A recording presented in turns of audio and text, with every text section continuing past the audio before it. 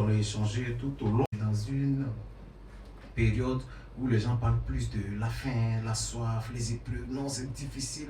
Non, le carême aujourd'hui, là, tiens, non, celui d'aujourd'hui, là, tu vois. Mais souvent, on oublie qu'il y a tellement de bénédictions derrière tout ça. Effectivement. Voilà. Et comme je l'ai dit aussi, c'est un moment de grande générosité.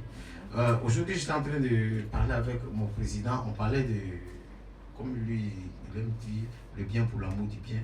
Et je l'ai dit une fois que j'ai rencontré un jour une mémé de mon quartier. On était dans le même Baka. Là où elle partait, là, ça ne coûtait que 100 francs. Tu vois. Et moi, quand je l'ai vu dans le véhicule, j'ai payé les 100 francs. Mais depuis ce jour jusqu'à aujourd'hui, chaque fois que je la rencontre au quartier, c'est des bénédictions. Ça veut dire, ici, arrêtez, puis elle bénit. Dans ma tête, elle dit, tout ça, là, bénédiction finit pas. Tu vois. Et ça, c'est des choses. Bon. Si tu l'as fait pour 1, 2, 3, 4, 5 personnes, qui le fait pour 10 personnes, imagine le stock de bénédictions. Pourtant, tu n'as pas démoussé grande chose. Tu vois. C'est le cœur qui parle. Voilà. Donc, c'est mieux d'être riche en bénédictions que d'être riche dans le compte en banque. Voilà. Un cœur plein d'amour, c'est un cœur aussi qui peut facilement donner. Donc, avec toi, aujourd'hui, on va parler de générosité parce que autour de nous, il y en a. Il y a des personnes qui, pour joindre les deux bouts, c'est vraiment difficile. Souvent, on va chercher loin, mais il y a des personnes juste à côté. Si il suffit de regarder un peu à gauche ou un peu à droite, tu vas voir qu'il y a des personnes souvent pour manger, même une fois dans la journée, c'est difficile.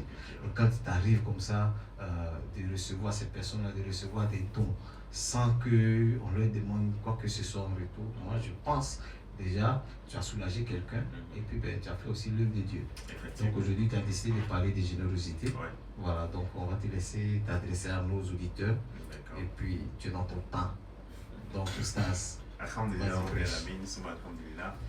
on remercie Allah subhanahu wa ta'ala parce que c'est Allah qui facilite les choses. Si nous sommes là aujourd'hui, c'est vraiment par le grâce d'Allah. Et parce que beaucoup de personnes ont fait le ramadan de l'année passée, cette année, malheureusement, ils ne sont pas parmi nous.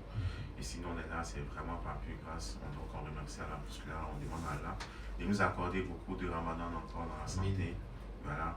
Et comme j'ai dit, aujourd'hui, on va parler de la générosité, mais bien avant, je vais revenir sur un aspect qui est très important. Parce que moi, dans tous mes rappels, je parle d'abord du tawhid. Voilà, pour mentionner l'importance du tawhid. Parce qu'il n'y a pas d'islam sans tawhid. Il y a beaucoup de musulmans qui ne sont plus musulmans sans le savoir. Parce qu'ils commettent peut-être des péchés qui les font sortir de l'islam. Parce qu'il faut savoir qu'en islam, il y a des lignes à ne pas dépasser.